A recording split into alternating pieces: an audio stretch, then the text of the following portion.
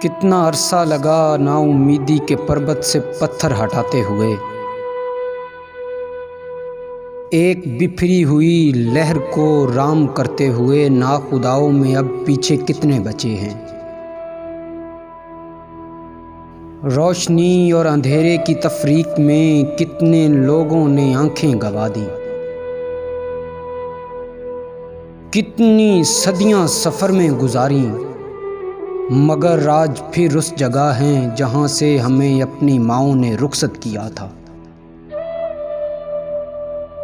اپنے سب سے بڑے خواب کو اپنی آنکھوں کے آگے اجڑتے ہوئے دیکھنے سے برا کچھ نہیں ہے۔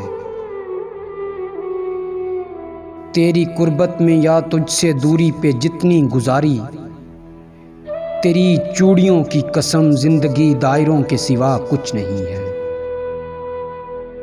کوہنیوں سے ہمیں اپنا منہ ڈھانپ کر کھانسنے کو بڑوں نے کہا تھا، تو ہم ان پر ہنستے تھے اور سوچتے تھے کہ ان کو ٹیشو پیپروں کی مہک سے الرجی ہے،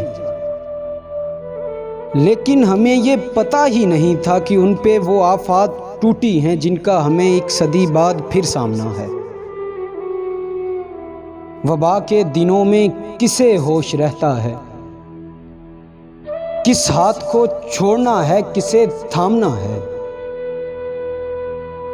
ایک ریاضی کے استاد نے اپنے ہاتھوں میں پرکار لے کر یہ دنیا نہیں دائرہ کھینچنا تھا۔ خیر جو بھی ہوا، تم بھی پرکھوں کے نقشے قدم پر چلو اور اپنی حفاظت کرو۔ کچھ مہینے تمہیں اپنے تسمے نہیں باندھنے، اس سے آگے تو تم پہ ہے، تم اپنی منزل پہ پہنچو یا پھر راستوں میں رہو۔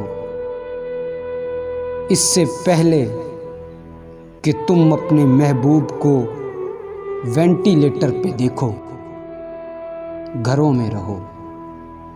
اس سے پہلے کہ تم اپنے محبوب کو وینٹیلیٹر پہ دیکھو، گھروں میں رہو۔